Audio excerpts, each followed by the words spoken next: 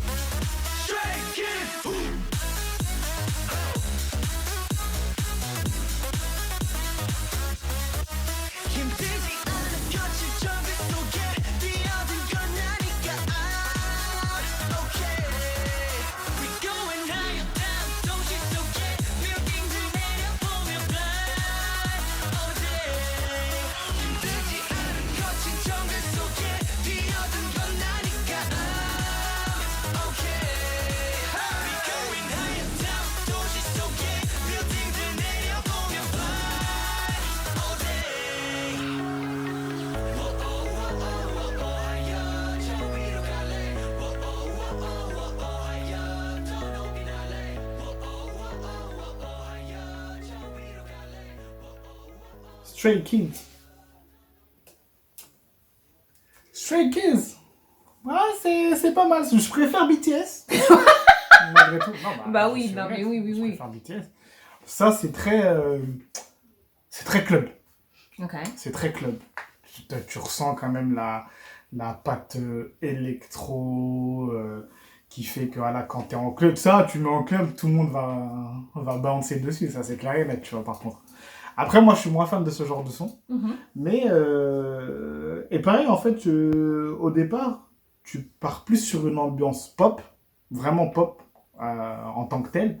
Et après, tu passes en mode clubbing, électro, etc. Donc, pareil, il y a ce changement d'ambiance qui fait que bah, sur le son, pareil, t'as pas le temps de t'ennuyer, tu vois. Après, c'est un style qui soit t'aimes pas. Moi, j'avoue, pour le coup, je suis moins fan. Ok.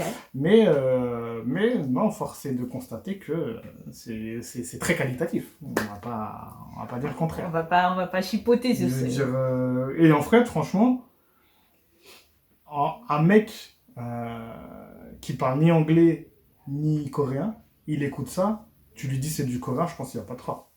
Tu lui dis c'est un club coréen, il va pas te croire. Parce que, donc encore une fois, dans les sonorités, c'est très... Je trouve, comme je te dis, j'ai l'impression que c'est genre un DJ qui a fait son son, qui veut le balancer en boîte de nuit, etc. Moi, c'est grave à ça que ça m'a fait penser pour le coup. Ok. Donc voilà. Bah, moi, je connaissais pas super bien Stray Kids. Donc, oui, bon, BTS, forcément, c'est du haut niveau, tu vois. Oui, bien sûr. On va pas chipoter dessus, je pense qu'on est tous d'accord. Je pense qu'avec Stray Kids, en fait, moi, ce que j'ai bien kiffé avec ce son, en fait, c'est les changements, en fait. Ouais. Déjà, je m'attendais trop pas, quand le refrain est arrivé, en fait, je m'attendais pas à ça, en fait. Donc, c'est ça qui m'a plu, en fait, dans ce son-là. Et bon, c'est vrai que moi aussi, je suis pas du tout EDM, c'est pas mon truc, tu vois. Après, chacun met des hein, chacun son truc, mais on sait apprécier les bonnes choses quand même. Non, tu non, vois. non, après. Donc, c'est de la qualité. Non, mais ça, moi, je suis en soirée, tu me mets ça, je vais danser, frère. Bah, c'est vrai, non, mais faut dire ce qu'il est. Ça bouge bien, l'instru, elle est bien. Les gars qui performent dessus, ils sont bien. Pareil, là, le clip encore, on parle de clip, mais pareil, tout ce qui est visuel et tout, là, ils sont grave chauds, les Coréens, faut dire la vérité. Voilà. Donc, non, ce son-là, tu me le mets en réçois. Même des fois, même par hasard, même passe à la radio, dans la voiture, tu peux t'ambiancer, hein, donc, voilà. Après, je pense que, comme j'ai dit, il faut être dans une ambiance pour vraiment apprécier ce genre de son, je pense. Voilà, ok. Donc, on valide, mais on reste toujours sur BTS number one pour l'instant. Large, ok. Large. Ah oui, oh, BTS. Donc voilà, donc ça c'était la deuxième vidéo les amis.